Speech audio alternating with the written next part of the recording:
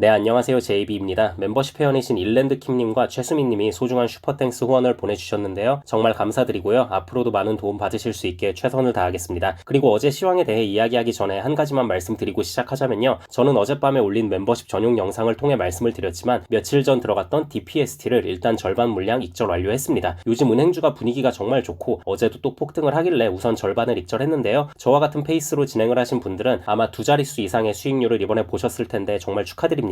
참고로 BNKU는 아직 하나도 익절하지 않았습니다. 네, 아무튼 BNKU는 몰라도 DPST는 다소 위험한 종목이었는데 일단 1차적으로 이렇게 좋은 수익률이 나오게 돼서 정말 기쁘고요. 나머지 물량은 앞으로 돌아가는 상황을 보고 어떻게 처리할지 판단하도록 할 테니까요. 저의 매수 매도를 참고하고 싶은 멤버십 회원분들은 항상 실시간 멤버십 커뮤니티 게시판을 잘 확인해 주시면 좋을 것 같습니다. 네, 그럼 어제 시황에 대해 이야기해 보도록 하겠습니다. 어제 나스닥 증시는 좋게 상승으로 끝나긴 했지만 시장의 움직임이 뭔가 뚜렷한 이유가 있던 움직임은 아니었습니다. 월요일이었기 때문에 중요한 지표 발표가 있던 날도 아니었고요. 굳이 상승의 이유를 찾자면 지난주에 증시가 단기간에 워낙 많이 빠졌었기 때문에 이에 대한 저가 매수세가 들어온 것으로 보입니다. 또 이란과 이스라엘의 전쟁 이슈가 더 이상 퍼지지 않는 분위기였기 때문에 안심하며 올랐다고 보시면 될 것 같습니다. 그리고 개별 기업 소식 몇 가지 전달드리자면요. TSMC는 결국 좋게 상승으로 끝났지만 장 초반만 해도 주가가 상당히 불안한 모습을 보이며 오히려 하락했었는데요. 이건 다른 게 아니라 대만에서 이번에 또 지진 소식이 들려왔기 때문이라고 보시면 됩니다. 하지만 다행히 TSMC가 직접적으로 받은 피해가 없다는 소식이 들려오면서 안심하고 다른 반도체주들과 함께 잘 상승했다고 보시면 될 것 같습니다. 그리고 테슬라는 제가 어제 낮에 올린 영상에서 말씀드리긴 했지만 판매 가격 인하 소식에 주가가 하락을 했고요. 또 오늘 장후에 예정되어 있는 실적 발표에 대한 불안함이 아직까지도 남아있다고 보시면 될 것 같습니다. 테슬라의 실적 이후 주가 흐름이 어떻게 나올지 참 기대가 됩니다. 결국 핵심은 모델2가 될 것 같아요. 이번 실적에서 모델2에 대한 질문이 안 나올 수가 없는데요. 이에 대한 질문을 일론 머스크가 어떻게 잘 처리하느냐에 따라 주가의 방향성이 갈릴 것 같습니다. 참고로 이미 작년에 머스크가 모델2와 로보택시의 생산 라인은 같을 것이라고 말했던 부분이 있기 때문에 이 부분을 잘 활용하며 시장을 잘 달래주는 긍정적인 상황이 펼쳐지면 좋겠습니다. 물론 정말 어려운 일이긴 하지만요. 그리고 이제 마지막으로 은행주 이야기 좀 해볼게요. 은행주가 요즘 분위기가 너무 좋잖아요. 심지어 지난주에 기술주랑 반도체주들이 다 작살났을 때에도 은행주는 오히려 폭등을 했죠. 이것과 관련해서 다시 한번 제가 말씀을 좀 드려보겠습니다. 제가 은행주 매수에 들어간다고 말씀을 드리면서 멤버십 커뮤니티 게시판을 통해서 글로 이미 설명을 드리긴 했는데 이렇게 말로 다시 한번 설명을 들으면 더 확 와닿을 수 있는 부분이 있으니까요. 은행주가 왜 이렇게 잘 나가냐? 가장 중요한 이유는요. 이미 은행들은 실적을 통해 입증을 했습니다. 결과로 입증을 했어요. 기억하시는 분들이 많이 계시겠지만 이번 1분기 실적 시즌이 본격적으로 시작하고 미국의 대형은행들 실적 나오는 거 보면서 제가 계속 드렸던 말씀이 있습니다. 이야, 은행들 돈 진짜 잘 번다. 실제로 예상 EPS와 매출을 상회하지 못한 대형은행이 단 하나도 없었죠. 근데 시장에선 너무 억가하면서 은행들을 내려치게 하더라고요. 작년에 비해 순이자 수익이 줄었니 어쩌니 하면서 미국 내 1위 은행인 JP모건의 주가를 막 당일에 5% 이상 빼고 난리가 났었잖아요. 근데 그 부분도 저는 말씀을 드렸지만 작년이 워낙 특수한 상황이었던 거죠.